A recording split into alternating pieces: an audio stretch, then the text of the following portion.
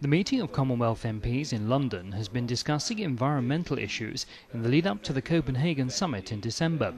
In their latest seminar, they heard from experts on the new threats environmental changes pose to global peace and security. Central to the debate were water supplies, the delegates being told there must be a distinction made between physical scarcity and economic scarcity.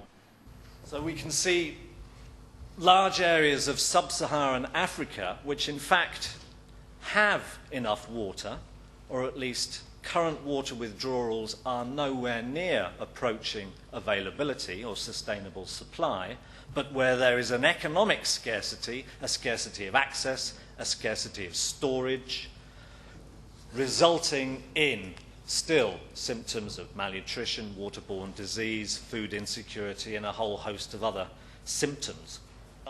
Mr. Callow said it was important to highlight cooperation over resources around the world rather than conflict.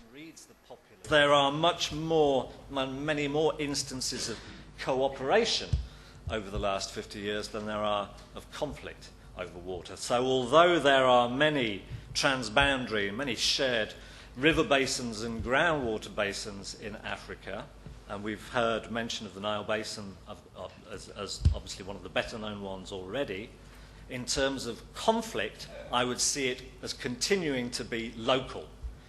For example, around village-based water supplies, around pastoral areas and interaction with agricultural areas and the seasonal movement of people, rather than major, big-scale armed conflict. He went on to stress that the threat of climate change to global water supplies is made worse by other pressing world problems. Climate change is one driver, and it is superimposed on a whole bunch of other things.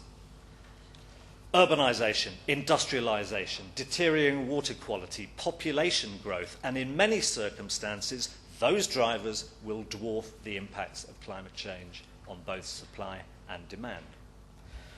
The water crisis is, I would argue, not a crisis of the physical availability of water, it's a crisis of governance. It was, it is, it will continue to be.